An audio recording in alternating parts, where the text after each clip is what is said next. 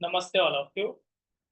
आप सभी का स्वागत है आज के श्रीमद् भगवद गीता के प्रैक्टिकल सेशन में, जिसमें हम सभी आज 6 सेशन को अटेंड कर रहे हैं। अब तक के 5 सेशंस कंप्लीट कर लिए हैं हम लोगों ने, और आज ये 6 सेशन है। ओके, छठा सेशन होगा। जो लोग पहले दिन आज अटेंड कर रहे हैं, कोई बात नहीं, आपको आज भी बात समझ में आएगी, क्योंकि हम लोग इस श्रीमद् भगवद गीता में प्रैक्टिकल क्लास करते हैं। तो जब भी आप क्लास कर रहे हैं तो सुनिश्चित स्थान पर बैठ जाएं, अपनी मोबाइल डिवाइस को भी त्याग दें। त्यागने का मतलब है एक जगह पर रख दें, और अपने साथ अगर आपके पास टेक्स्ट बुक्स हो, श्रीमद् भगवद गीता की बुक हो, कोई भी छोटी या बड़ी, हिंदी या इंग्लिश, गुजराती, किसी भी भाषा में हो, तो आपको श्लोक समझने में और हम लोग कहाँ पे पढ़ रहे हैं वो भी आपके लिए आसानी हो। ठीक है, तैयार हैं आप सभी? यस। जो लोग तैयार हैं थोड़ा सा मुस्कुराएं भी, और अपने कैमरे को भी ऑन कर लें, ताकि मुझे लगे कि हाँ, आप लोग सुनने के लिए तैयार हैं। हाँ, कोई बात नहीं, बंगाली हो, तमिल हो, उर्दू हो, फारसी हो, कोई भी भाषा हो चलेगा।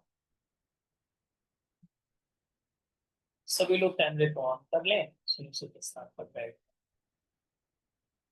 और अब तक तो सारी बातें समझ में आ गई होंगी कि कितने लोग इसमें हैं जिन्होंने पांचों क्लासेस को, पिछली पांचों क्लासेस को कर लिया है। यस, सभी क्लासेस कंप्लीटेड। कितने लोग हैं?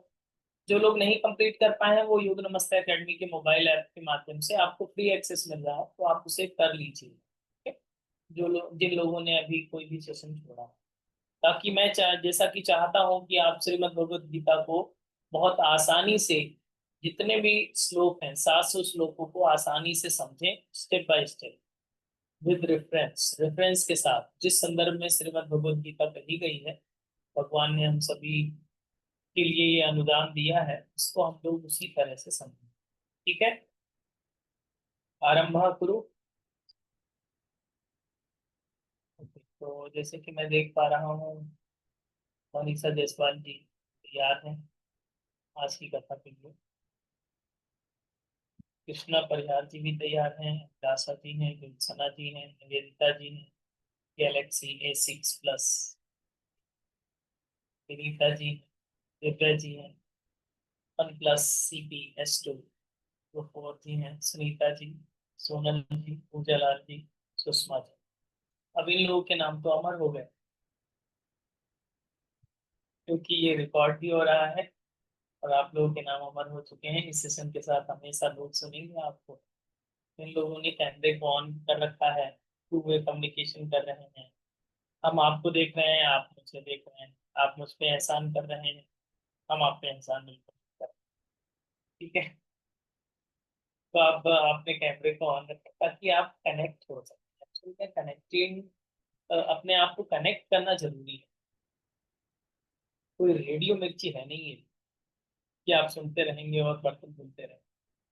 ठीक है, थोड़ा सा सेंसियर चीजें हैं, तो आपको थोड़ा सेंसियरली इसको सीखना भी पड़ेगा। और मेरा जो प्रयास है अभी तक, अगर आपने 5 क्लासेस अटेंड की, वन टाइम इन्वेस्टमेंट है ये, एक बार आप समझ लीजिए, फिर आपको दोबारा से क्लिक करने की जरूरत नहीं पड़ेगी। कभी भी बात आएगी कि हाँ, आप 1/11 पे हैं, 10 पे हैं, 9 पे हैं, 7 पे हैं, तो आप तुरंत समझ जाएंगे कहाँ की बात है। यस, अभी तक जितने 9 श्लोक हम लोगों ने पढ़े हैं पहले अध्याय के, तो 9 श्लोकों में आपको तुरंत क्लियर हो जाएगा कि कहाँ पे किसकी बात की कही जा रही है। विद प्रैक्टिकल, आपके डे टू डे लाइफ से क्या रिलेट करता है, वो चीजें आप समझ जाए। तो पिछली क्लास में हम थोड़ा सा अपने इस स्टेयरिंग को टर्मिनेट कर दिए थे, भागवत पुराण की तरफ ले गए थे, और आपको समुद्र मंथन की कथा को बताया था, 14 रत्नों को किस तरह से करना है। यहाँ तक हम लोगों ने क्लास का समापन शायद यहीं पे हुआ था, तो वहीं से आरंभ करते हैं। तो आज जो हम लोग पढ़ने जा रहे हैं, पहले अध्याय का 10वां श्लोक, आप खोल लीजिए। जहां से आरंभ होता है, यहीं से आज हम लोग पढ़े 10वें श्लोक से। अपर्याप्तम तस्माकम बलम भीष्मा विरक्षितम, पर्याप्तम तद्मेषाम बलम भीमा विरक्षितम। ये श्लोक है 1/10। ये बात थोड़ी सी हमने चर्चा की थी और यहीं से बात आरंभ। ये बात कौन कह रहा है? ये बात कौन कह रहा है? दुर्योधन। दुर्योधन जी ये बात कह रहे हैं। अपर्याप्तम तस्मात् बलम भीष्मा विरक्षितम। फिर पर्याप्तम, एक अपर्याप्त है। जैसे कि आपसे कहें कि हमारे पास अपर्याप्त पैसे हैं और हम कह दें कि हमारे पास पर्याप्त पैसे हैं, तो मतलब हमारे पास कंप्लीट है, आपके पास इनकम्प्लीट। वैसे है तो उल्टा। ठीक है। तो यही बात, दो पर्याप्त और अपर्याप्त की जो बात की है, पहले लाइन में क्या कहा? अपर्याप्तम तस्माकम बलम भीष्मा विरक्षिता। भीष्मा विरक्षिता मतलब भीष्माचार्य जी की बात हो रही। और फिर पर्याप्तम त्वद्मी तेषा बलम भीमा विरक्षितम। अब इसका अर्थ ये होता है कि पांडवों का बल पर्याप्त है और उनकी टीम अच्छी है, उनकी आर्मी अच्छी है। ये कौन कहता है? दुर्योधन। क्योंकि वो भीम के द्वारा प्रोटेक्टेड हैं। भीम उनकी सेना का प्रोटेक्शन कर रहा है। हमारा जो टीम है, हमारी जो पार्टी में लोग हैं, वो अपर्याप्त हैं, अच्छा नहीं है। क्योंकि हमारे रक्षक कौन है? भीष्माचार्य जी। कंपेयर, जो पिछली क्लास में हम लोगों ने सीखा था प्रैक्टिकल में, कंपेयर कर। देखिए, पहले द्रोणाचार्य जी को जितना अपमानित करना था कर लिए थे 9 श्लोक तक। अब दूसरा नंबर लगा दिया भीष्माचार्य, 1/10। ठीक है। इसमें भीष्माचार्य जी की तरफ देखा, जैसे कि देखा कि इनका तो हो गया, निपटा दिया, इनको अमूल थेरेपी कर दी। अब फिर भीष्माचार्य जी को बोलना शुरू कि उनकी सेना में भीम प्रोटेक्शन कर रहा है, बहुत पावरफुल लोग हैं, और हमारी सेना में तो ये देखिए बूढ़े लोग हैं। भीष्माचार्य जी को कहा कि बूढ़े लोग हैं, कैसे ये सुरक्षा करेंगे, कैसे अच्छा होगा। अब ये बहुत बड़े अपमान की बात। अपमान होगा कि नहीं होगा? कोई बहुत बड़ा पावरफुल हो और उसे आप डाउट करें कि कैसे काम कर पाओगे, आप तो बूढ़े हो गए हो, आप क्या आता होगा, कैसे कर पाओगे, कैसे सुना पाओगे, कैसे बता पाओगे, कैसे कर पाओगे। तो वो जो ट्रस्ट ब्रेक हुआ, उसका परिणाम फिर आगे समझ में आता है। मतलब इसका ये होता है, किसी के साथ कोई भी आप काम कर रहे हो और अगर आपका ट्रस्ट नहीं है तो काम बनेगा क्या? जैसे कोई आपसे योग कर रहा हो, आप अगर योगा टीचर हैं, आपसे योग कर रहा हो और अगर आप पे ट्रस्ट नहीं करेगा, फेथ नहीं रखेगा, तो आपका योग कराना उसको लाभ मिलेगा क्या? उसको नहीं मिलता। जब तक ट्रस्ट नहीं होगा, सफलता नहीं मिलेगी। तो असफलता का पहला साइन तो दुर्योधन ने पहले ही अपने वाणी से व्याख्या कर। पढ़िए श्लोक फिर से। अपर्याप्तम तस्माकम बलम भीष्मा विरक्षितम पर्याप्तम तद्मी तेषा बलम भीमा विरक्ष। मतलब भीम पावरफुल है और भीष्माचार्य जो दुनिया में किसी उनके जैसा बलवान कोई था ही नहीं, उनके जैसा बलिष्ठ व्यक्ति कोई था ही नहीं, मतलब कोई कंपेयर था ही नहीं उनका, भीष्माचार्य जी का। वो भीम की तुलना कर रहे हैं, जो कल का बच्चा। भीष्माचार्य जी के सामने तो कल का बच्चा ही था ना भीम। तो अब भीम के सामने उनका कंपेयर किया जा रहा है। और ये चीजें तब नहीं बनती हैं जब आप कहीं ट्रस्ट ब्रेक होता है, और ट्रस्ट ब्रेक होने पर बात बनती नहीं है। इसलिए बड़ी बड़ी कंपनियों में एक चीज होती है, आपने सुना होगा, बोर्ड ऑफ ट्रस्टी। नाम सुना है? बोर्ड ऑफ ट्रस्टी होता है, मतलब 5-6 लोगों का एक टीम होता है, जो ये सहमति दिलाते हैं कि हाँ भाई यही काम होना है। ठीक है। बोर्ड ऑफ ट्रस्टी बनाए जाते हैं, क्यों? क्योंकि जरूरी है।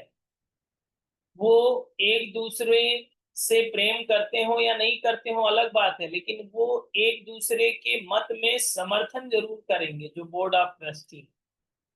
इसीलिए वो एक टीम बनाई जाती है ताकि चीजें अच्छे से चलें, व्यवस्थित चलें। तो यहाँ पर जो ट्रस्ट वाली जो बात आ रही है वो बहुत ज्यादा वैल्यूबल है। म्यूचुअल ट्रस्ट अगर आपका टूट जाता है तो ना वो आपका रिश्ता मजबूत होता है और ना ही कोई रिश्ता चल सकता है। चाहे आपका रिश्ता संसार के साथ हो, चाहे आपका रिश्ता भगवान के साथ हो। रिश्ते भी बताए थे ना पिछली क्लास में। तो रिश्ते किसी भी प्रकार के रिलेशन में अगर आप ट्रस्ट ब्रेक कर रहे हैं तो समझिए वो चलेगा नहीं और सफलता मिलेगी नहीं। और इसका एक उदाहरण, लाइव एग्जांपल जो आप लोग जानते हैं, आप लोग जानते हैं कि अगर हस्बैंड वाइफ का जो रिलेशन है वो ट्रस्ट पे ही टिका होता है। यस है नो। आप केवल कल्पना कर लीजिए, कोई भी हस्बैंड हो, कोई भी वाइफ हो, और अगर कोई भी या हस्बैंड या वाइफ ऐसा सोचे कि थोड़ा इधर कर रहे हैं, थोड़ा इधर कर रहे हैं, मतलब पूरा समर्पण हमारी तरफ नहीं है। आप समझिए कि इतना विचार आते ही उसके घर में अशांति आ जाएगी कि नहीं। एक छोटा सा क्रैक आते ही पूरा जीवन तबाह। और आजकल कितने तबाह हो रहे हैं आप जानते। ठीक है। इसलिए म्यूचुअल ट्रस्ट जिसका लाइव एग्जांपल हस्बैंड वाइफ का जो रिश्ता है वो बहुत अच्छा उदाहरण है। थोड़े समय के लिए अगर ऐसा कोई विचार आ जाता है कि हमारी पत्नी या हमारा पति ऐसा कुछ है क्या, इधर थोड़ा उधर, तो फिर बात गड़बड़ हो जाए। अभी जो सुन रहे हैं वो सुनिए, बाद में बैच कोड मिलता रहेगा। माया में पढ़े हैं आपको, ग्रुप में तो कई बार भेजा है। तो म्यूचुअल ट्रस्ट को ब्रेक नहीं करना है पहली चीज। ये जो दुर्योधन ने किया, हम लोगों को दुर्योधन तो बनना नहीं है, या बनना है आप लोगों को तो आपकी मर्जी, हम आपको फोर्स नहीं कर रहे हैं। ठीक है?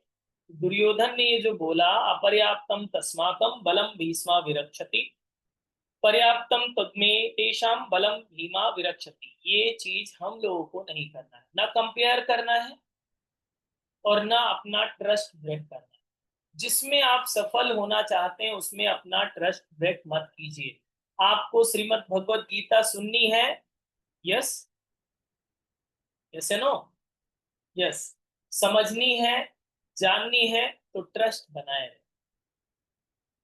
आप समझिए, आप ट्रस्ट बनाइए तभी हम आपको बता पाएंगे, अदरवाइज नहीं।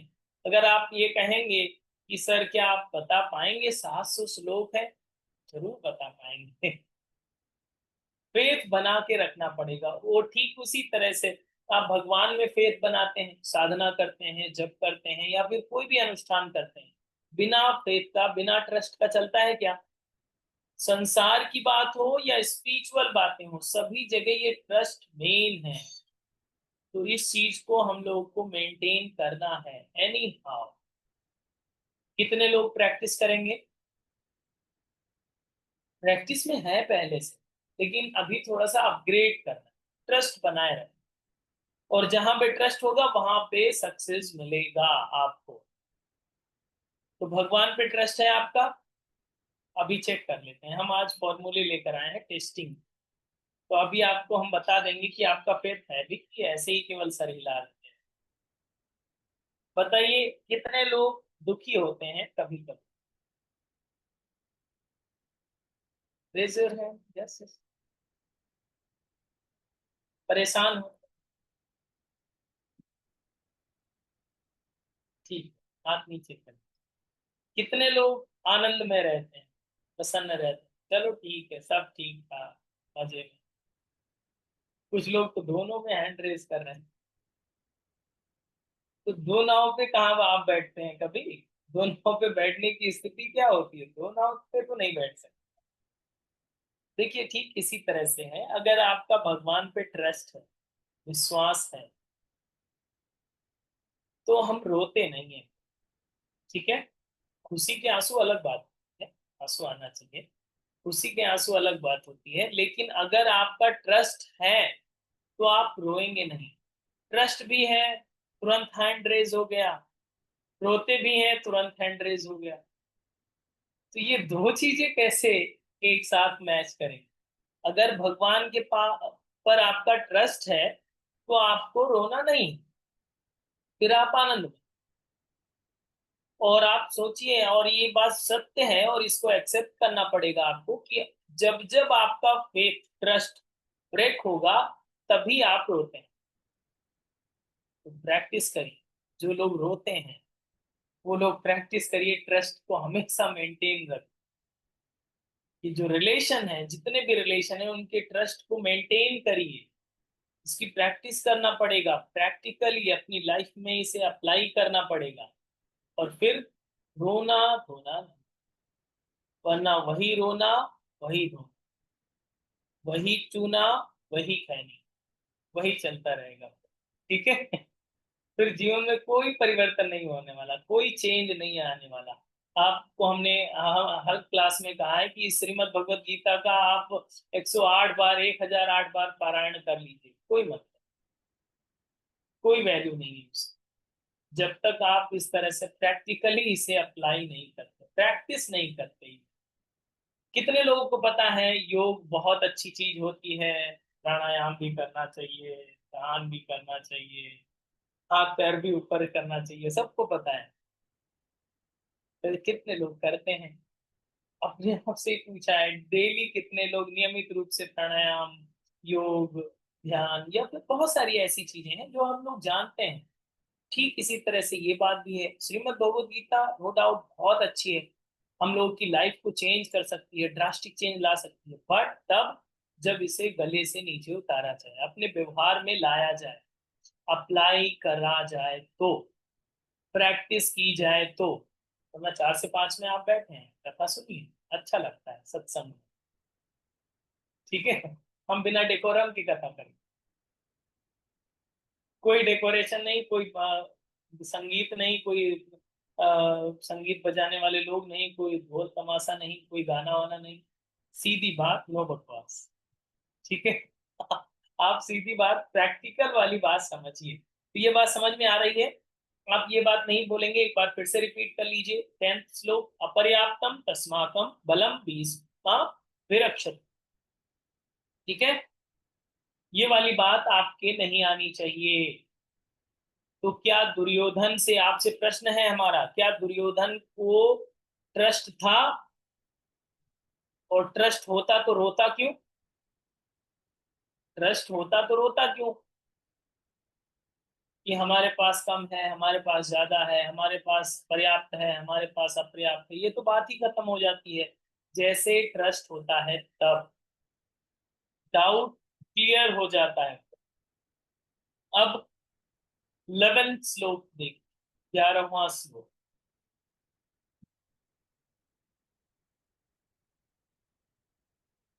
पढ़िए। अयनेषु च सर्वेषु यथा भवाम वसिष्ठता भीष्मामेवा विरक्षतु भवंत सर्वे एव हि। ये जब लाइन बोली होगी दुर्योधन ने, अगर भीष्माचार्य गुस्से वाले होते हैं, हम अनुमान लगाते हैं, हम वहां थे नहीं, जैसे आप भी नहीं थे, आप होंगे किसी किसी सेना में, या इधर या उधर, हो सकता है हम भी हों अगले जन्म या पिछले जन्म। तो ये लाइन जब बोली, इस लाइन का मतलब ये है, लैक ऑफ फेथ, सीधा straightforward, lack of faith का ये लाइव एग्जांपल दिया दुर्योधन ने। और इसमें कहते हैं कि जितने भी आप योद्धा हैं, सुनिए ध्यान से, दूसरा आदेश देते हैं भीष्माचार्य जी की, सर्वे एव ही, मतलब सभी लोग भीष्माचार्य जी की रक्षा करिए। भीष्माचार्य जी वो व्यक्ति हैं जो सबकी रक्षा कर सकते हैं।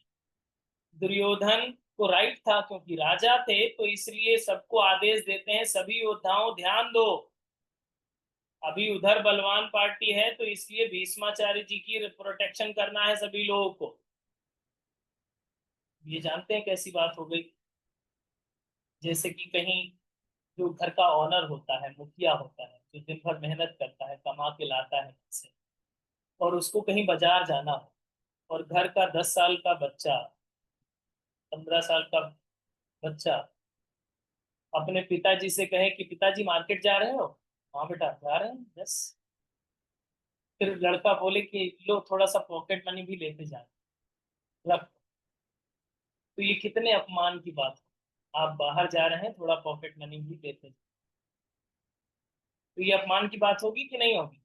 तो यही बात तो यहाँ पर भी कही इसने, दुर्योधन ने, कि आप लोग ध्यान दीजिए, भीष्माचार्य जी की सुरक्षा करिए। जो सबकी सुरक्षा कर सकते थे, वो उनकी सुरक्षा आप सब राजा लोग करें।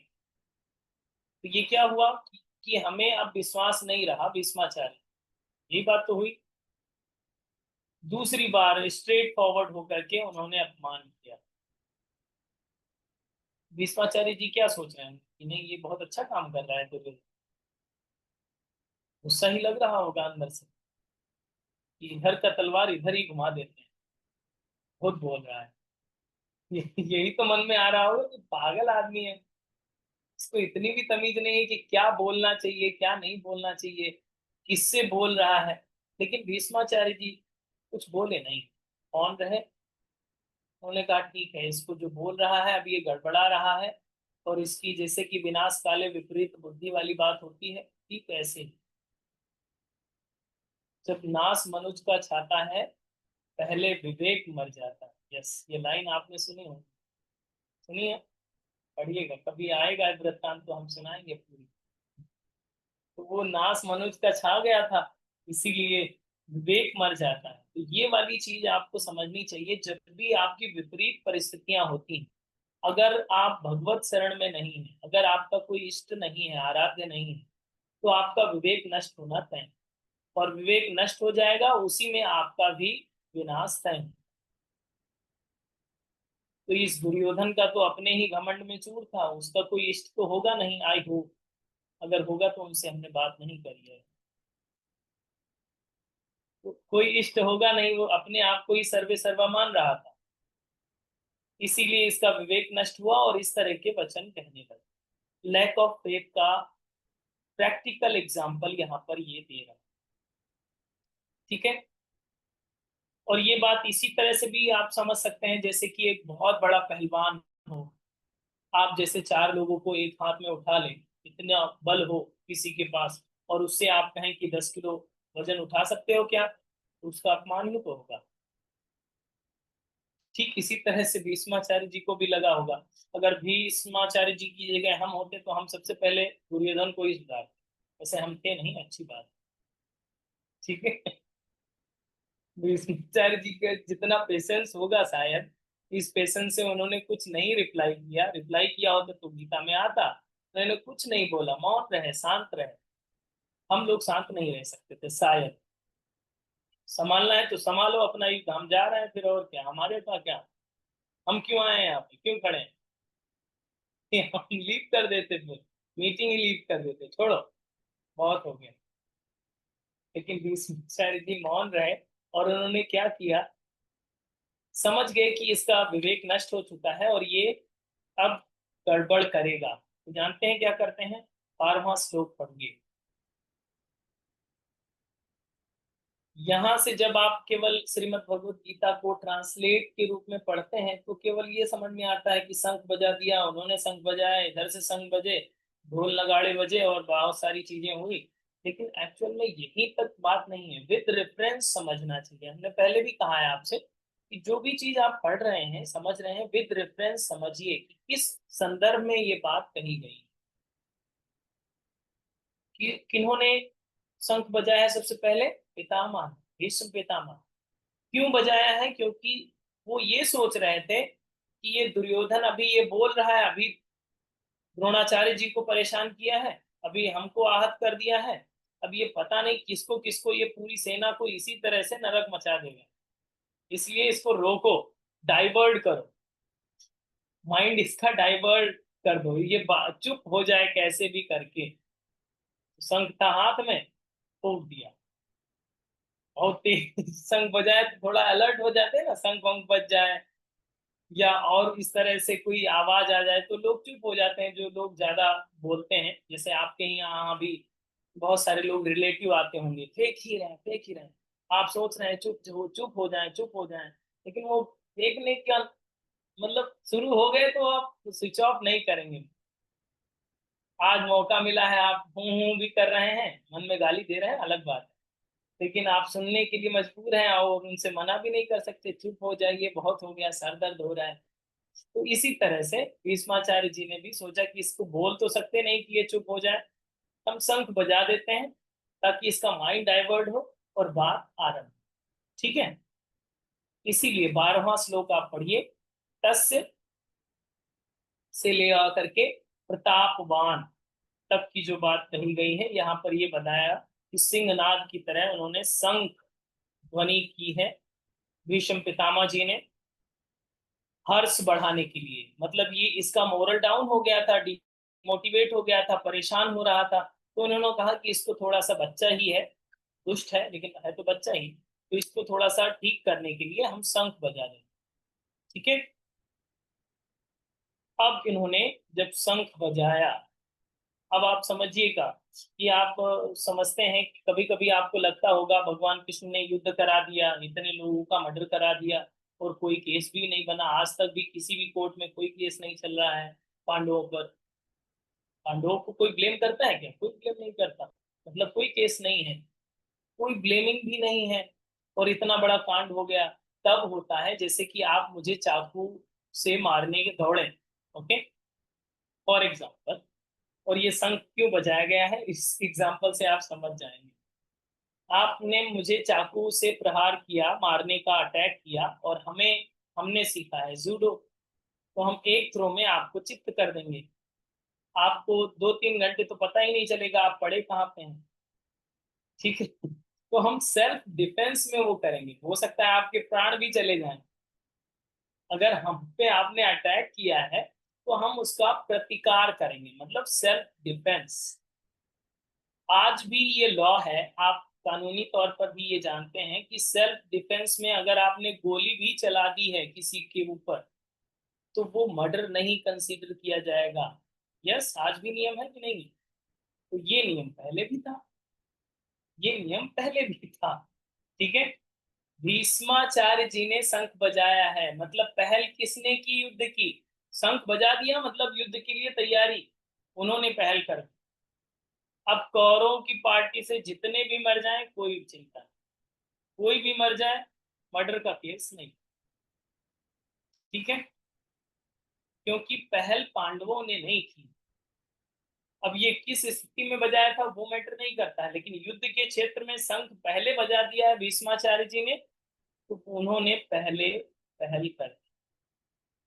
अब यहां तक बात नहीं रुकी है, बात यहाँ तक रुकती नहीं है, क्योंकि यहाँ पर अहिंसा का व्रत जो है वो पालन हुआ है, हिंसा कोई नहीं हुई। जब आप सेल्फ डिफेंस में करते हैं, भाई आपको कोई मारेगा तो क्या आप कहेंगे कि नहीं इस गाल पे मारे नहीं, इस गाल को आगे कर दीजिए, गांधी जी के सिद्धांत से करेंगे आप कि नहीं करेंगे बताइए? आपको करना चाहिए? नहीं, आप थोड़ा सा दिमाग लगाइए और गांधी जी के नियम को भी पालन कीजिए।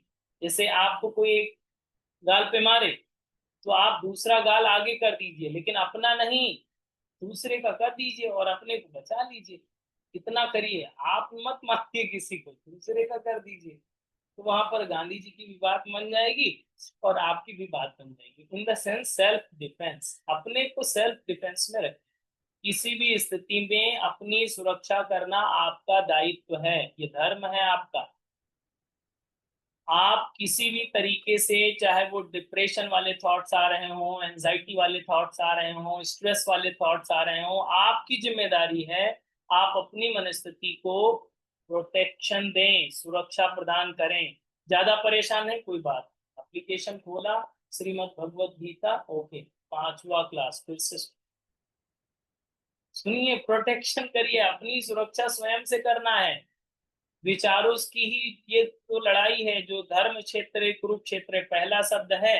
धर्म क्षेत्र और कुरुक्षेत्र का मतलब ही यही है कि अपने प्रैक्टिकल जीवन में, धर्म क्षेत्र मतलब अपना क्षेत्र, कुरुक्षेत्र मतलब अपने जीवन का क्षेत्र, तो अपने जीवन के क्षेत्र में इस चीज को पालन कीजिए। तो महात्मा गांधी जी के नियम को पालन करेंगे, यस, एक गाल पे मारेगा, दूसरा गाल भी आगे, लेकिन अपना नहीं, दूसरे। ये जोक था, ओके, ज्यादा सीरियस मत लीजिएगा, वरना दूसरा भी आपको लगाएगा, ठीक है। ये भी ध्यान रखिए। इसीलिए भगवान कहते हैं, आगे श्लोकों में आएगा कि माम स्मरण और युद्ध कर। माम स्मरण युद्ध च, ऐसा अर्जुन से कहते हैं, मेरा स्मरण कर, कुछ मत सोच। माम स्मरण युद्ध च, मेरा स्मरण कर और युद्ध कर, मर्डर कर, कोई दिक्कत नहीं, मैं केस नहीं बनने दूंगा, कोई केस नहीं लगेगा, कोई अरेस्ट नहीं करेगा, सब पुण्य ही पुण्य है, सबको मारो, कोई बात नहीं, भीष्म पितामह है इनको भी मारो, दादाजी हैं इनको भी मारो, जितने भी लोग खड़े हैं सामने सब एंटी पार्टी, सबको मारो, कोई दिक्कत नहीं, सीधा वार आप करिए। तो ये सेल्फ डिफेंस वाला हुआ।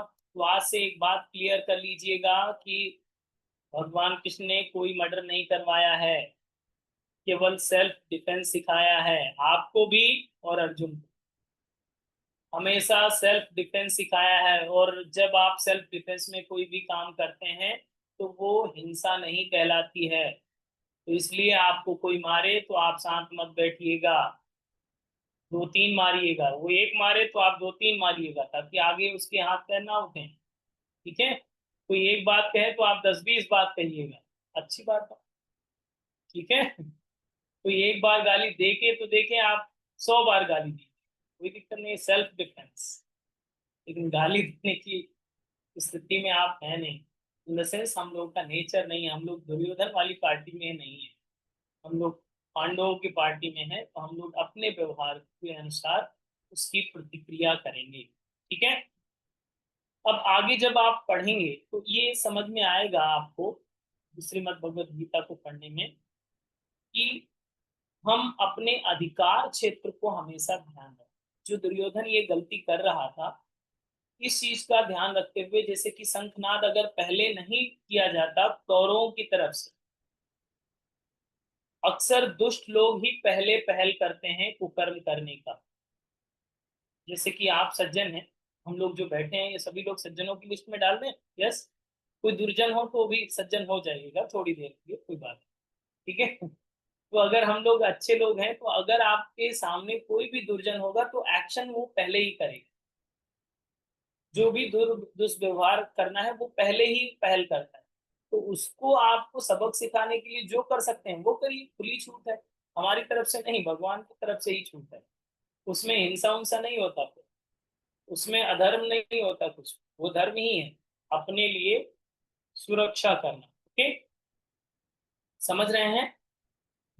और फिर दूसरी चीज जिसमें आपका अधिकार क्षेत्र नहीं है, जैसे कि दुर्योधन का अधिकार क्षेत्र से ये चीजें बाहर थी, तो उसको नहीं बोलना चाहिए था। ठीक इसी तरह से हम सभी के जीवन में जो भी अधिकार की चीजें नहीं है, जहां पर आपका अधिकार खत्म हो जाता है, वहां पर अपने विचार नहीं देने चाहिए। जिसे बहुत सारे लोग एडवाइस देते हैं, फ्री की एडवाइस, और उन्हें एक हिंदी भाषा में एक शब्द है जिसे कहते हैं रायचंद।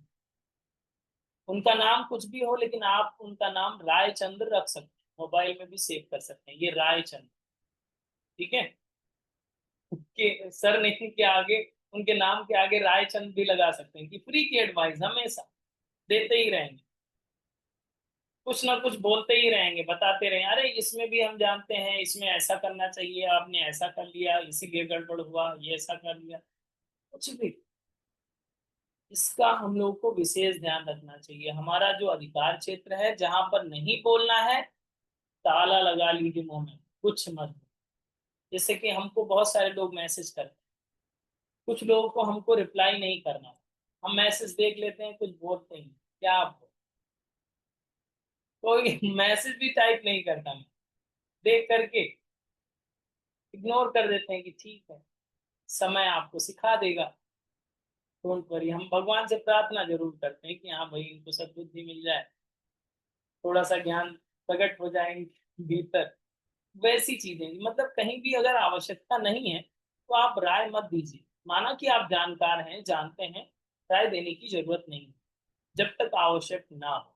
जैसे कि फॉर एग्जाम्पल, आप मेडिकल फील्ड से जुड़े हुए हैं, in the sense therapeutic yoga सीखा, योग सीखा है, या फिर अन्य थेरेपी सीखी है, हॉस्पिटल गए हैं किसी को देखने, और वहीं पर ज्ञान देना शुरू, अरे आपको प्राणायाम करना चाहिए, डॉक्टर सामने खड़ा, वो वहां का ऑनरशिप है उसका, ऑर्बिट वहां पर मजबूत है हॉस्पिटल में, अब उसी के सामने आप ज्ञान देना शुरू करिए, वो आपको ज्ञान दे देगा। ठीक है। जहां पे आपका अधिकार क्षेत्र नहीं है वहां पे आपको राय नहीं देनी चाहिए, इस बात को हम लोगों को प्रैक्टिकली प्रैक्टिस करनी चाहिए। हमारा अधिकार नहीं है तो हम वहां पर नहीं बोलेंगे, और कम बोलेंगे तो ही अच्छा रहेगा, तब अच्छा बोलेंगे। ज्यादा बोलेंगे तो गड़बड़ बोलेंगे, इसलिए कम बोलें, ऊर्जा का संरक्षण करिए। ठीक है, डन। और ये तब प्रक्रिया आरंभ हो जाएगी जब आपका रिश्ता सेकंड वाला होगा। सेकंड वाले रिश्ते में जो पिछली क्लास में हमने रिश्ते के टाइप्स बताए थे, रिलेशनशिप के टाइप्स बताए थे, वो चीजें जब, ओके, डन।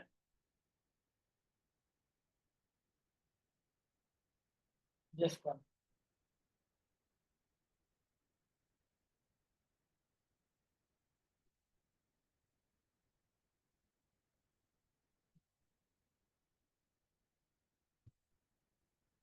सो अधिकार जो आपका है वहां पर तो आप करेंगे, लेकिन जहां पर अधिकार नहीं है वहां पे आप कुछ भी नहीं करेंगे। तो पांडवों ने जो कौरवों को मारा तो क्या अन्याय किया या न्याय किया, बताइए।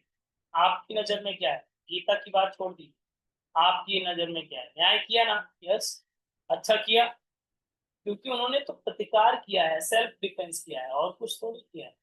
वो मर्डर करना थोड़ी चाहते थे, लेकिन उन्होंने मर्डर करने की स्थिति में लाना पड़ा, इसलिए वो चीजें हुई। और इस संगनाद के साथ में अगर आप थोड़ा सा ट्रांसलेशन पढ़ेंगे आगे, तो इसी के साथ आगे जो बात हुई है वो आप पढ़ेंगे 13वें श्लोक।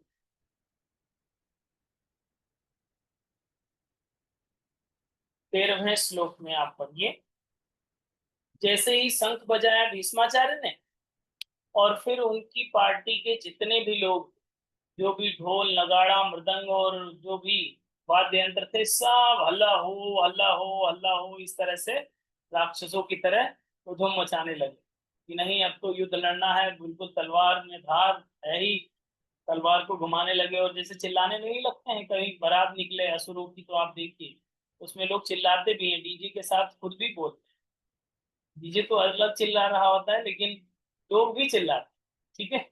वो स्थिति यहाँ पर भी बन रही थी कि यहाँ पर अन्य लोगों ने, भीष्माचार्य ने इसको शंख बजाया ही, शंख बजा दिया, मर्यादा तो ये थी कि उन्होंने वो घोषणा कर दी तो सब लोग को संयम बरतना चाहिए, शांत रहना चाहिए, सेव योर एनर्जी, ऐसा करना चाहिए। लेकिन उन्होंने, सब लोगों ने नगाड़े तासे जो भी लेकर आए थे घर से, टीन पीपा जो बजाने वाले लेकर आए थे, कोरोना वाला थाली वाला जितने भी थे, सारी थालियां उठा के सब बजाना शुरू कर दिया, मतलब बहुत ज्यादा शोर हुआ। तो एक बहुत भयंकर ध्वनि उत्पन्न हुई, पूरे कौरवों की पार्टी के ये लोग हैं, इन लोगों ने ये शोर मचाना शुरू। अब जब ये शोर मचाने लगे तब क्या होगा, तब दूसरी पार्टी सजग हुई कि हाँ अब तो ये लोग मानेंगे नहीं, अब तो ये मर के ही मानेंगे। फिर आगे की बात बनती है, ये चीजें जब मर्यादित खत्म हो जाती हैं, जिसका अधिकार नहीं है वो भी बजाने का प्रयास कर रहा है, वो भी शोर कर रहा है, वो भी हल्ला कर रहा है, शंख बजा दिया है भीष्माचार्य जी ने, तो दूसरों को बजाने की आवश्यकता नहीं है। एक बार बोल दिया, जैसे कि हमने आपसे बोल दिया कि आज से क्लास स्टार्ट होगी, अब सब लोग बोलने लगे आज से क्लास स्टार्ट होगी, आज से क्लास स्टार्ट होगी। जब आपका अधिकार नहीं है तो काहे चिल्ला रहे हैं, शांत बैठो, जो काम मिलेगा उसे आप करना। यहाँ पर भी यही बात हुई कि इन्होंने फिर से गड़बड़ी, कौरवों ने फिर से गड़बड़ी करी है। तो इस चीज को हम लोग को इस तरह से समझना चाहिए, जो भी हम लोग पुस्तकों से पढ़ते हैं या श्रीमद् भगवत गीता से पढ़ रहे हैं, जब तक इसे आत्मसात नहीं करेंगे तब तक बात बनेगी नहीं। जैसे कि अभी हमने अधिकार की बात कही कि अधिकार जहां पर है वहां पर आप बोलिए, नहीं बोलना है तो आप मौन रहिए, तो ही आप सफल होंगे, वरना अदरवाइज आप बिना अधिकार के बोलते हैं और आपको परेशानी ही होती है। दूसरे लोग कुछ और कमेंट कर देते हैं, आप फिर उन पे चढ़ जाते हैं, फिर आपके वो दुख का कारण होता है, आप शाम को खाना नहीं खाते हैं, हमारी क्लास भी ज्वाइन नहीं कर पाते, कहते हैं आज मूड ठीक नहीं है, आज गीता की क्लास नहीं कर। अरे गीता की क्लास से ही तो सब चीज ठीक होगा, यहीं पे तो औषधि है मेन। अब क्लास क्यों नहीं करेंगे, क्योंकि पहले बिना अधिकार के आप बोल दिए हैं, तो आपका मूड खराब है।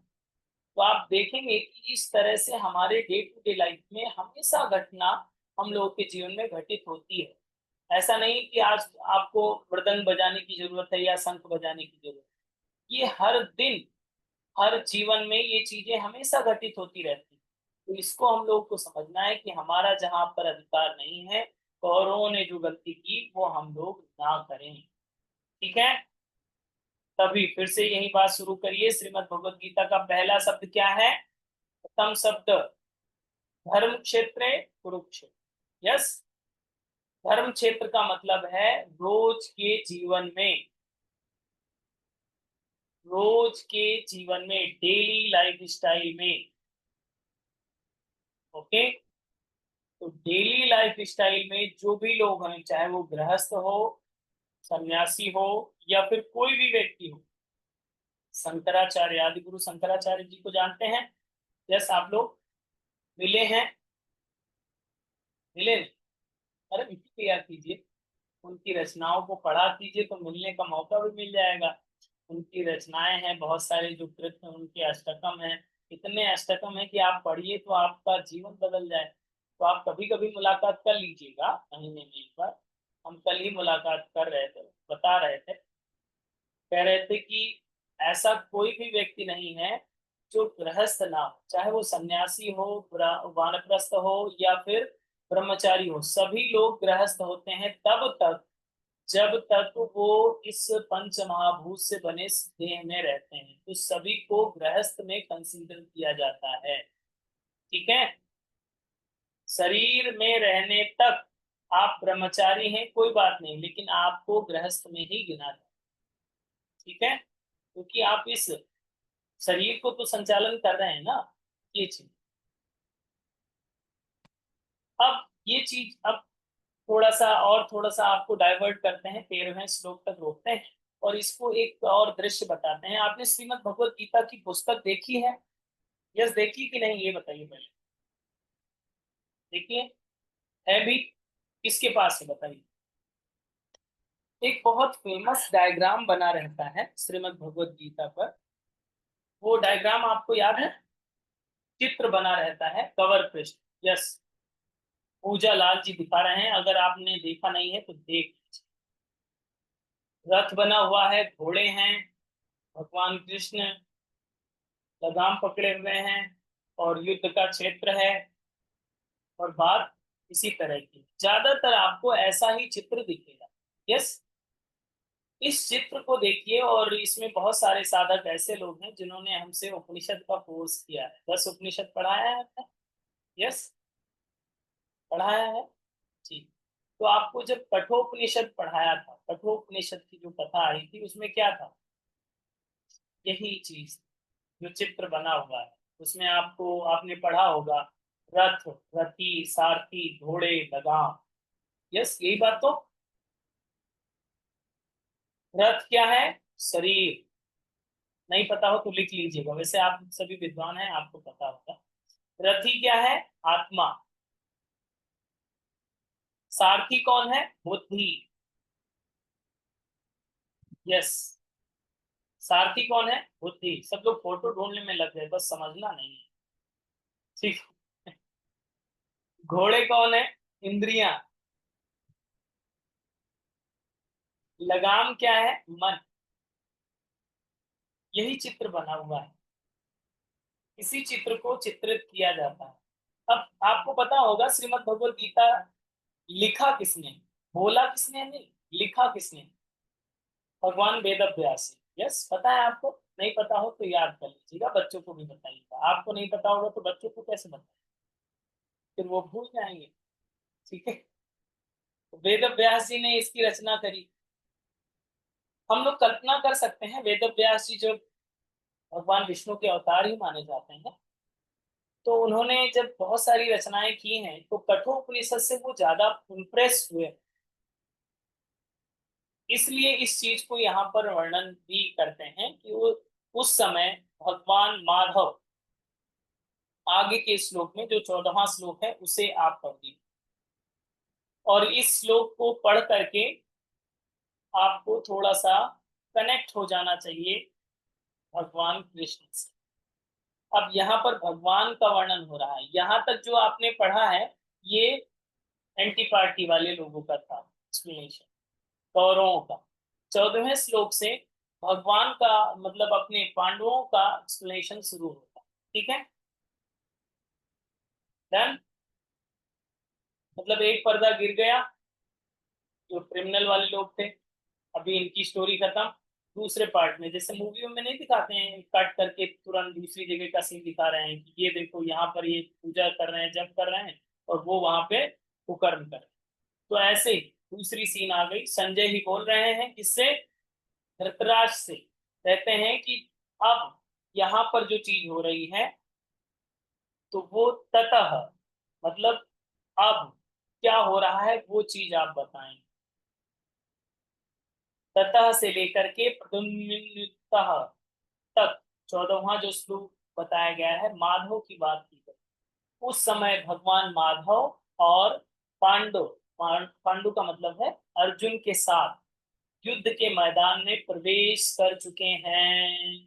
अब ये बात है कि अब भगवान माधव जो है, माधव जो सभी चीजों के प्रणेता हैं, जो सभी चीजों के पोषक हैं, वो अब अर्जुन के साथ युद्ध के मैदान में आ चुके हैं। वो सीन आ गया युद्ध वाला, वही वाला फोटो खींच करके तुरंत व्हाट्सएप किया गया था और श्रीमद् भगवत गीता के पहले पेज पे छापा गया। ठीक है, आई थिंक तब व्हाट्सएप नहीं था, लेकिन आप सोच सकते हैं कि वही इमेज जब भगवान कृष्ण रथ चला रहे हैं, अर्जुन बैठे हैं और युद्ध का मैदान, ये बात कहते हैं।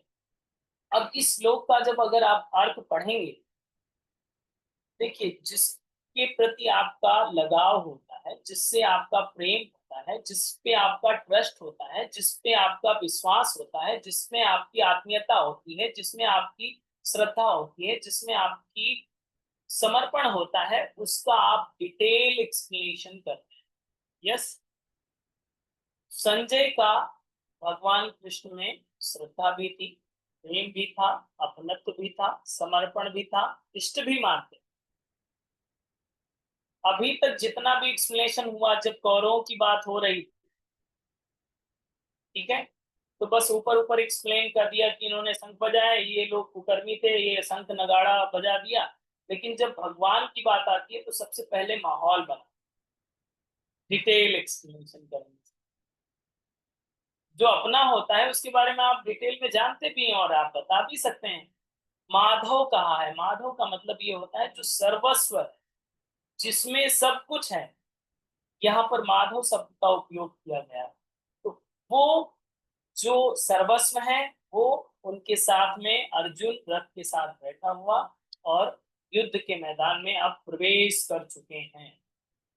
भगवान के हाथ में लगाम है, घोड़े दौड़ रहे हैं, अर्जुन पीछे रथी की तरह है, और लगाम बिल्कुल तगड़े से भगवान पकड़े हुए ड्राइव कर रहे हैं रथ को। ड्राइवर, ये दृश्य हम सभी के जीवन में एक बहुत गहरी छाप डालता है। जैसे कि हमने सबसे पहले बताया कि वेदव्यास जी द्वारा ये जो रचित ये चीज है, और श्रीमद् भगवत गीता को जब वेदव्यास जी ने रचा तो इस चीज को भी इसमें झलक मिलती है, कठोपनिषद वाली। समझ रहे हैं, जब श्रीमद् भगवत गीता कही जा रही थी तो आप तो थे नहीं, तो हम भी नहीं थे, तो सुने कौन देखे कौन, भगवान व्यास वेद व्यास जी द्वारा हम लोग इसको देख रहे हैं, समझ रहे हैं, जान रहे हैं। तो उन्होंने ये जो एक्सप्लेनेशन किया, तो जो हम लोग का जिसे ज्ञान होता है उसी को एग्जाम्पल लेकर के हम लोग उस चीज को सेट करते हैं एक्सप्लेनेशन। जैसे कि आपको कोई भी चीज एक्सप्लेन करनी हो और आप खाना बनाने के एक्सपर्ट हैं, तो आपको तुरंत खाना बनाने वाला एग्जाम्पल दे सकते, तो लोगों को समझाने के लिए। वैसे मैं भी हूँ खाना बनाने की, आप चिंता मत करिएगा, हमें भी खाना बनाना अच्छा आता है। ठीक है, तो इसी तरह से वेद व्यास जी ने भी उसी तरह से एग्जाम्पल देते हुए अच्छे से एक्सप्लेन किया कि रथ की बात की, रथी की बात की, सारथी की बात की, घोड़ों की बात की और लगाम की बात की।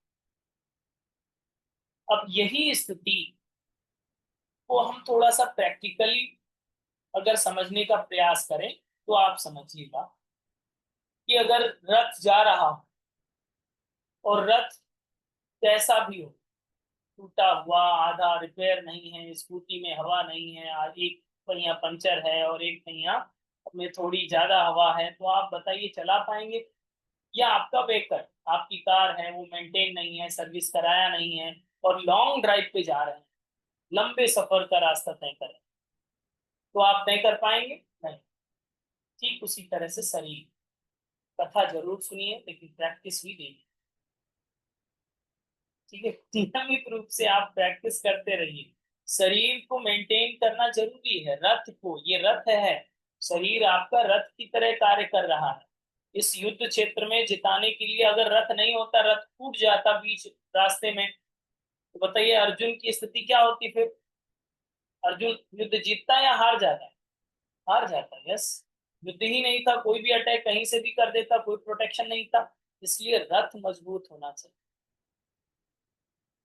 अर्जुन का सिंबल अगर देखें तो अर्जुन कौन है? आत्मा। हम सभी के बीच में आत्मा है कि नहीं है? आपके पास ना हो तो बताइए, आज ही दिलवा दूंगा। और है, आपके पास है अपनी आत्मा? हाँ ठीक है, बहुत अच्छी बात है। हमारे पास कोई ऐसी व्यवस्था है नहीं, जैसे मजाक कर रहे थे। तो आपके पास अपनी आत्मा है, यानी आपके शरीर में आपकी आत्मा का निवास स्थान है। मतलब उस इस रथ में आत्मा पहले से ही स्थिर है। और जब आत्मा निकल जाएगी तो आपको क्या कहा जाएगा? आत्मा नहीं रहे। अब इनको लिटा दिया जाए, जूम मीटिंग वाला बंद करो, सर तो कहते रहेंगे क्लास, इनको सीधा लिटाओ, पे फोन करो सब। ठीक है, आपका मोबाइल आपसे ही छीन लिया जाएगा सबसे पहले। ठीक है। सबसे पहले मीटिंग बंद, मोबाइल जब्त हो जाएगा आपका। ठीक है, अगर आत्मा नहीं रही तो ये आत्मा तो है रथ पे, आत्मा कंप्लीटली रथ पे है आपकी, प्रति आप मीटिंग का हिस्सा है। सारथी आपका बुद्धि है। बुद्धि के माध्यम से ही तो चलते हैं। जैसे कि आप इस क्लास को आपने ही तो सेलेक्ट किया है, आप क्लिक किए हैं तभी आप ज्वाइन किए हैं। ऐसा तो है नहीं कोई जबरदस्ती दो तीन थप्पड़ लगा के बैठा दिया कि बैठो गीता की क्लास भी करो। दिमाग नहीं है, ऐसा तो है नहीं। आपने सेलेक्ट किया और आप बैठे हैं, आपने क्लिक किया, आप सुन रहे हैं, समझ रहे हैं, बुद्धि के माध्यम से। घोड़े इंद्रियां हैं, पांच कर्म इंद्रियां, पांच ज्ञान इंद्रिय, दसों घोड़े अपने जुटे हुए हैं इस रथ में और आगे बढ़ा रहे हैं। लगाम मन। अब इसको थोड़ा सा रिलेट करेंगे, ये एग्जाम्पल को तो समझ लिया। आप सोचिए, रथ दुर्योधन के साइड में भी होंगे, ऐसा तो है नहीं उनके पास गाड़ी नहीं थी, मर्सिडीज, कार या अन्य कोई गाड़ी। सभी के पास अपनी अपनी व्हीकल थी, सब युद्ध लड़ सकते थे। लेकिन जो सारथी है वो अलग अलग। बुद्धि अगर पलट जाए तो आप सृजन की जगह विनाश भी कर सकते, अपने हित की जगह अहित भी कर सकते हैं, दूसरों की सेवा की जगह उनको प्रताड़ित भी कर सकते हैं, बुद्धि अगर पलट जाए। और बुद्धि में बहुत सारी कामनाएं, बहुत सारी वासनाएं, बहुत सारी इच्छाएं अगर आ जाएं तो भी गड़बड़ हो सकता है। तो इसी को सारथी कहा गया है, बुद्धि को सारथी कहा गया है। और आपको पता है कृष्ण के बेटे का नाम क्या था? भगवान कृष्ण के बेटे का नाम जानते हैं आप कोई लोग? अब कह रहे हैं आप नहीं जानते, ये तो खानदान तो पता ही नहीं, केवल पिताजी को जान। कामदेव का अवतारी पुरुष के रूप में उन्हें जाना जाता है, प्रद्युम्न जी। जानते हैं? प्रद्युम्न कामदेव के अवतार माने जाते हैं, प्रद्युम्न जी। ठीक है, वो उनके पुत्र थे। तो अगर पुत्र के हाथ में है लगाम, लगाम की बात कर रहे हैं, थोड़ा सा लिंक अप करिएगा। लगाम अगर पुत्र के हाथ में है, काम के हाथ, तो आप सोचिए आपका क्या होगा। पुत्र के हाथ में लगाम नहीं दे, काम के बाप को लगाम देना। ठीक है, जो काम का बाप है, बाप कौन है? भगवान। तो अगर भगवान के हाथ में लगाम है तो आपकी गाड़ी सही लाइन पे ही जाएगी। यस या नो? लेकिन अभी हम लोग की स्थिति क्या है? अभी स्थिति ये है कि हम लोग अपनी बुद्धि वाला लगा, बुद्धि को लगाम दे रखा है। तो बुद्धि इधर कहेगी तो इधर, इधर कहेगी तो इधर। बुद्धि अनुमति देगी तो कैमरा ऑन, बुद्धि अनुमति नहीं दे रही है तो कैमरा ऑफ। ठीक है। लेकिन उससे अपग्रेड करते हैं, कामनाओं की तरफ जाते हैं। जैसे कि कामनाएं केवल वासनाओं को नहीं कहा जाता, कामनाओं को इच्छाओं के रूप में समझिए। जब आपकी इच्छाएं होती हैं तो आप फोकस होते हैं काम के लिए। जैसे कि हमारी इच्छा है कि हम थोड़ा सा और स्केल अप करेंगे और आगे बढ़ेंगे, हमारी इच्छा है हम टीचर बन जाएंगे, तो आप फोकस होकर के टीचर बनने के लिए अपने आगे कदम बढ़ाते हैं। जैसे ना, नहीं बन पाएंगे दुख होगा, बन जाएगा थोड़ा खुश होगा। तो ये काम वाली स्थिति है। ये सेकंड स्टेप। थर्ड स्टेप, जब काम के बाप को दे देंगे लगाम, जो करना है वो करिए। हमने आपने मुझे मार्ग दिखाया है कि पढ़ना है तो पढ़ लेंगे, नहीं पढ़ना है नहीं पढ़ेंगे। बात ही, लगाम अगर हाथ में काम के बाप को है, भगवान को दे दिया, तो फिर चिंता ही नहीं, जहां भी ले जाइए वहां चलेंगे। और क्या, ड्राइवर को कमांड देने की आवश्यकता ही खत्म हो जाती है। फिर आपको क्या सही है क्या गलत है उसको सोचने की आवश्यकता ही खत्म हो जाती है। ठीक है, तो लगाम किसको देना है? काम के बाप को। भगवान के हाथ में लगाम होनी चाहिए आपके रथ। और जिसका रथ सारथी स्वयं भगवान होंगे, उसको महाभारत से कोई हरा सकता है? बताइए, आप हरा सकते हैं? तो आपके जीवन के महाभारत में आप विजयी हो सकते हैं तब जब लगाम भगवान को देंगे। एटीएम का पासवर्ड भगवान को दे दीजिए, हमको मत बताइए। ठीक है। भगवान को समर्पित करना पड़ेगा। जो भी आपका कार्य हो रहा है या नहीं हो रहा है, सभी चीजें भगवान को समर्पित होना चाहिए। इदम नमः। तो वो तेरा तुझको अर्पण का जब भाव होगा, उसी चीज को हम लोग पहले समझ रहे थे पहले के श्लोकों में। इतना सीक्वेंस वाइज वेद व्यास जी ने इसको रचा है। पहले नेगेटिव कैरेक्टर्स को दिखाया, फिर पॉजिटिव कैरेक्टर्स आ रहे हैं। और इसमें पहले ही श्लोक में जब पॉजिटिव कैरेक्टर आए, पहले ही श्लोक में पूरी लाइफ को दिखा दिया। एक ही श्लोक में, 14वां जो श्लोक है उसमें एक ही श्लोक में पूरी लाइफ का दर्शन हो गया है कि हमको इस तरह से करना है। अपनी लगाम भगवान को समर्पित कर देना है, विदाउट ब्रेकिंग ट्रस्ट, बिना अपने विश्वास को तोड़े। 101% आपको ट्रस्ट होना चाहिए। ट्रस्ट वाली बात पहले ही समझ चुके हैं हम लोग। अगर ट्रस्ट टूटेगा तो आप गड़बड़ होंगे, फिर आपको पार्टी चेंज करनी पड़ेगी, फिर आपको हारना पड़ेगा, फिर आपको दुख होगा, फिर आपको परेशानी होगी। तो आपको ऐसा नहीं करना। ठीक है, उसी तरह से अगर आपने लगाम दे दी तो सब चीज मेंटेन हो गया, शरीर को भी आपने समझ लिया। अगर आपने लगाम नहीं दी और आपके घोड़े दुष्ट निकल गए, एक इधर जा रहा है एक उधर जा रहा है, तो बताइए आप डेस्टिनेशन तय कर पाएंगे, आगे बढ़ पाएंगे? घोड़े ही आपस में लड़ रहे हैं, इंद्रियां आपकी। नहीं, आज तो क्लास है, कोई बात नहीं, थोड़ा सा कैमरा ऑफ करते हैं, चलिए पानी पूरी खा लेंगे और थोड़ा सा टाइम भी पास हो जाएगा और कथा भी सुन। आज गुरुवार है, कोई बात नहीं, आज कैमरा बंद करके सारे काम कर लेंगे। वो चीज, अगर आपके घोड़ों को नियंत्रित नहीं किया है, अपने इंद्रियों को नियंत्रित नहीं किया है, तो भी काम गड़बड़ हो जाएगा। और अगर सारथी आपने गलत सेलेक्ट कर दिया है, बिल्कुल ड्राइवर को पता ही नहीं है जाना किधर, राइट टर्न लेना है लेफ्ट लेना है, सीधा जाना है या बीच में ठोक देना है, ट्रक आते ही बीच में ठोक देना, तो आप भी खत्म, सारथी भी खत्म, रथ भी। ऐसा ही तो होता है एक्सीडेंट में। कोई शराब पी के गाड़ी ड्राइव करेगा तो आपकी हालत क्या हो बताइए? वैसी ही स्थिति यहाँ पर भी आपको समझना चाहिए कि हम लोगों को अपनी लगाम भगवान को सौंप देनी चाहिए। अब सबसे बड़ी बात है कि हम सौंप तो देंगे, एक फॉर्मूला है वो समझ लीजिए, फिर क्लास को खत्म। किसी की फ्लाइट तो नहीं है अभी? 10 मिनट और बता दें, ये लास्ट फॉर्मूला होगा। हाँ ठीक, फ्लाइट हो तो छोड़ दीजिए, कोई बात नहीं, फिर से टिकट बुक कर लीजिएगा। उसे भगवान थोड़ी बुक करेंगे, उसे तो आप ही करेंगे। ठीक। कैसे पता चलेगा कि आपकी लगाम भगवान के हाथ में है या आपके हाथ में? इस चीज को जानना जरूरी है, यस या नो? आज हम फॉर्मूला लेकर आए हैं, अभी पता चल। ठीक है, एग्जाम्पल समझिए। जैसे कि आपने देखा होगा, ट्रैफिक पुलिस होती है, जानते हैं आप या पहली बार सुन रहे हैं? नहीं जानते हैं आप।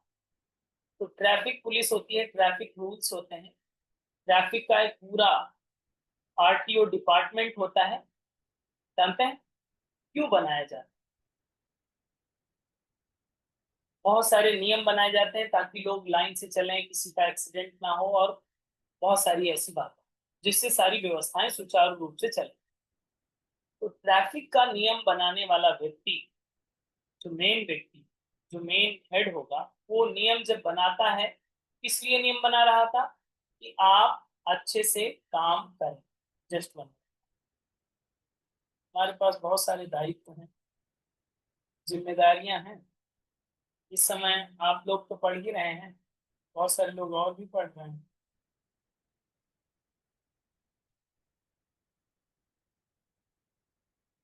श्रीमद् भगवत गीता को तो इसमें 40 लोग ही पढ़ रहे हैं, बाकी इधर इधर इधर इधर 600 लोग अन्य क्लासेस में भी हैं। लगभग 600 एट अ टाइम, 600 लोग और पढ़ रहे हैं, अलग अलग विषय। ठीक, ये सब आया है। आगे समझिए कि हमारी लगाम किस हाथ में है, किसके हाथ में है। तो वो ट्रैफिक वाला एग्जांपल समझिए। ट्रैफिक रूल्स इसलिए बनाए गए ताकि आपका एक्सीडेंट ना हो, आप सेफ जर्नी करें, इसलिए नियम बनाए गए। ट्रैफिक का जो रूल्स बनाने वाला व्यक्ति है, वो भी यही चाहता है कि जिनको लाइसेंस मिला है, आपके पास लाइसेंस है? यस। ड्राइविंग लाइसेंस यस है, मेरे पास नहीं है, मैं फिर भी चलाता हूँ।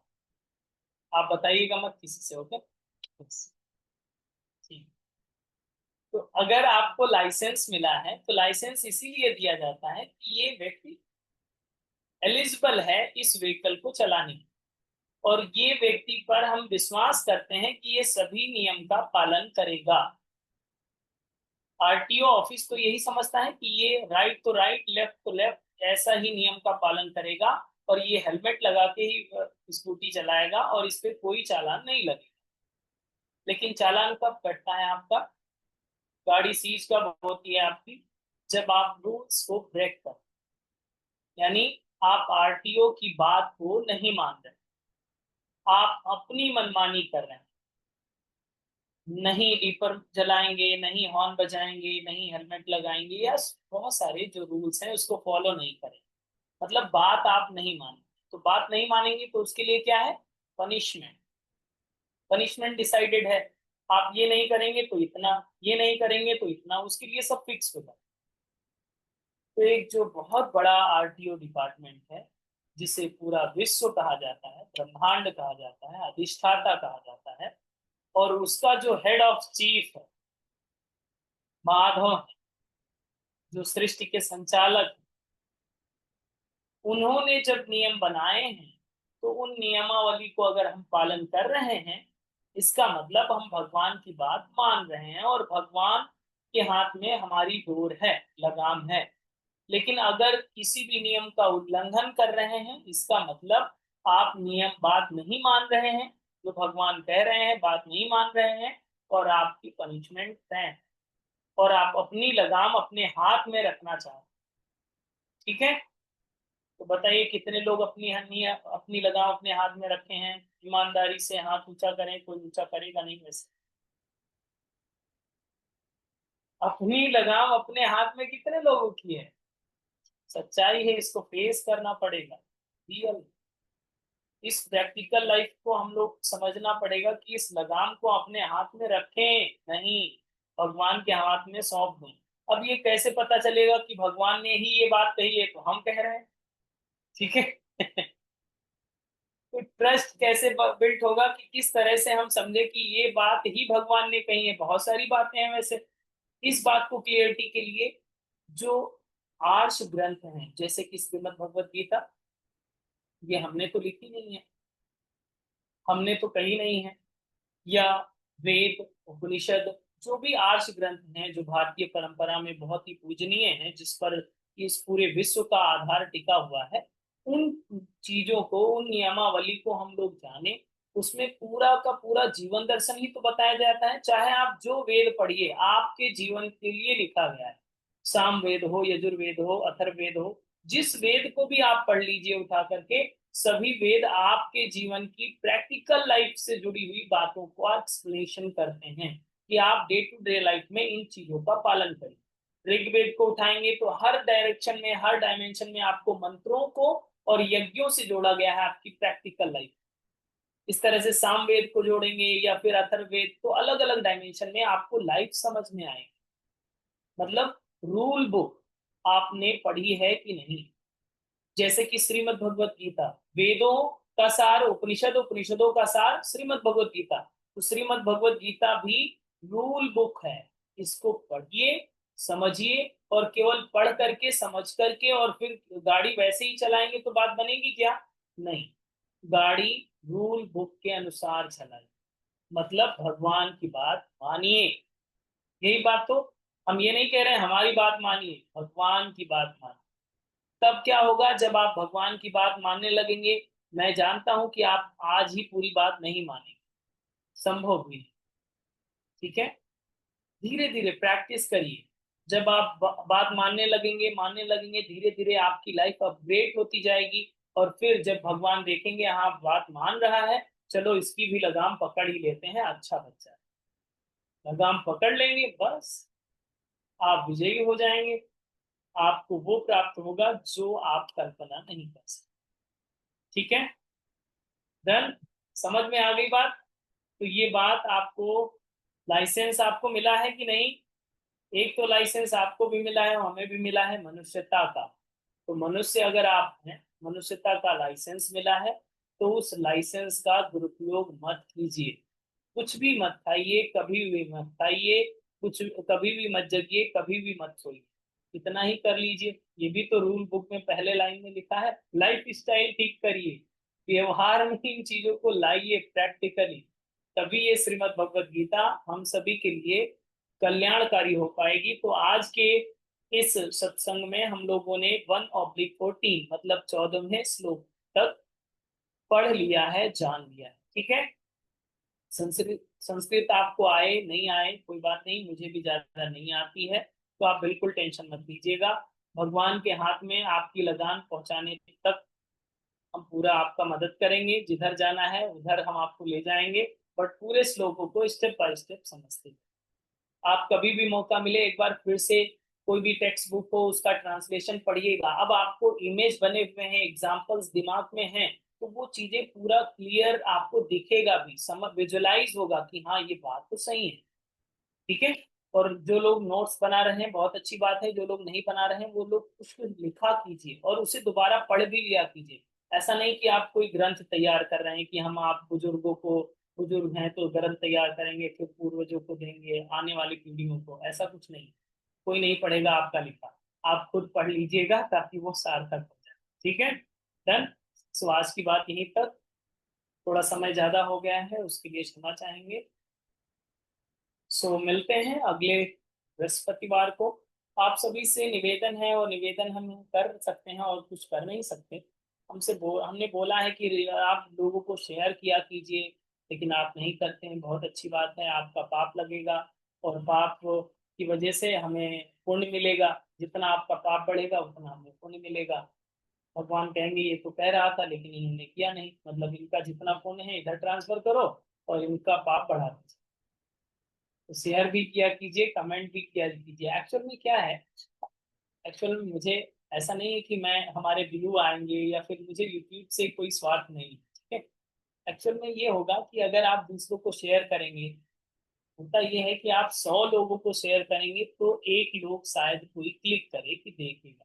ठीक है, तो अगर एक लोग क्लिक करे और उस एक एक लोगों को मिलाकर के 100 संख्या बना दी जाए, तो हो सकता है कि 10 लोगों के विचारों में परिवर्तन आए कि हम थोड़ा सा व्यवहार बदलें।